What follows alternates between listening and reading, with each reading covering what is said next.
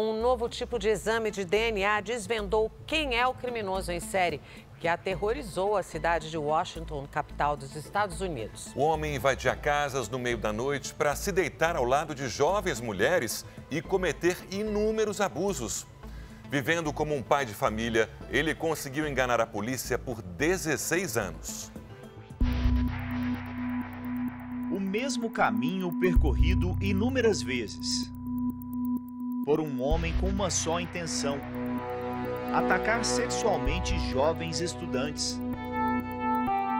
O estuprador em série praticava o crime enquanto as mulheres dormiam.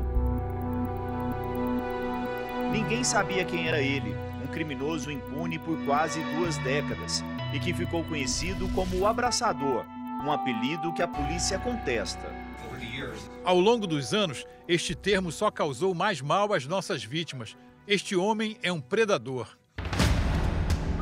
Os crimes aconteceram em Washington, a capital dos Estados Unidos, no bairro de Georgetown e também perto da Universidade de Maryland, na cidade de College Park.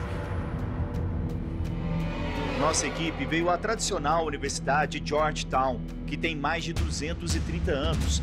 A Catherine, uma jovem estudante de 18 anos, me conta que se sente segura no campus.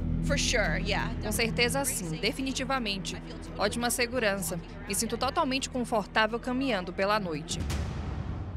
Mas nem sempre foi assim. Entre os anos de 2008 e 2012, as estudantes foram assombradas por abusos sexuais em série. Os alvos eram mulheres jovens que saíram para se divertir e voltavam para casa de madrugada.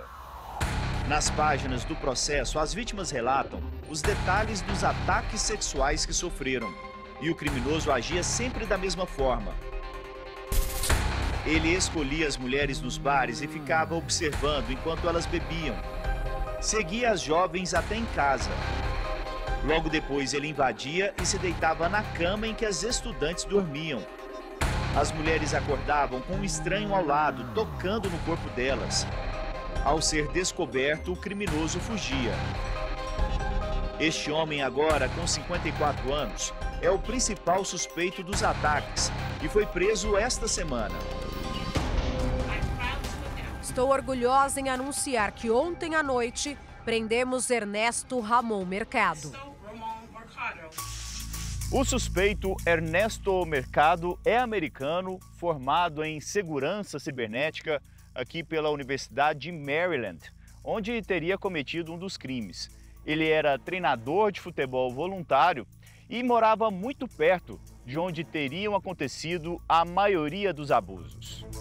Nossa equipe também veio a Arlington, cidade em que o suspeito morava. A vizinhança, tranquila, sequer imaginava ter ao lado um agressor sexual.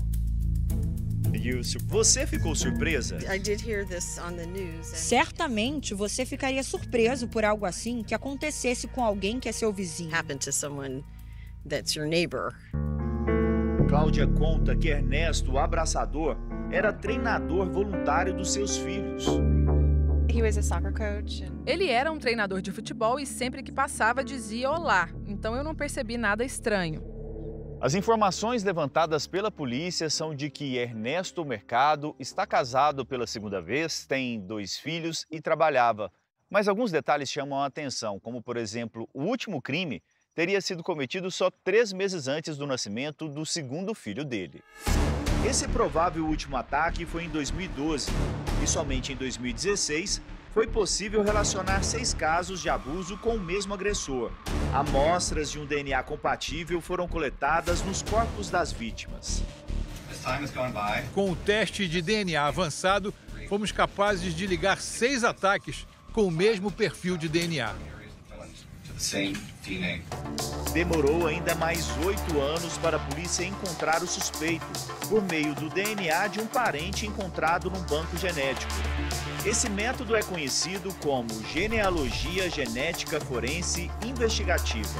Eles usam essas bases de dados de genealogia genética dessas empresas que fazem testes de ancestralidade, a busca de possíveis parentes dessa amostra desconhecida, usando então essa árvore familiar na tentativa de identificar de novo, ou o criminoso ou a vítima. A partir do momento que você tem o perfil dessa amostra desconhecida e você encontra alguém naquela base de dados que compartilha, né, alguns segmentos de DNA com essa amostra, é possível calcular o possível parentesco dessas duas amostras.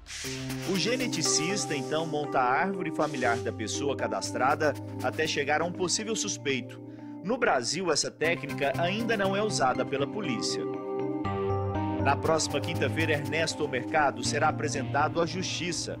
Se for considerado culpado, ele pode ser condenado à prisão perpétua.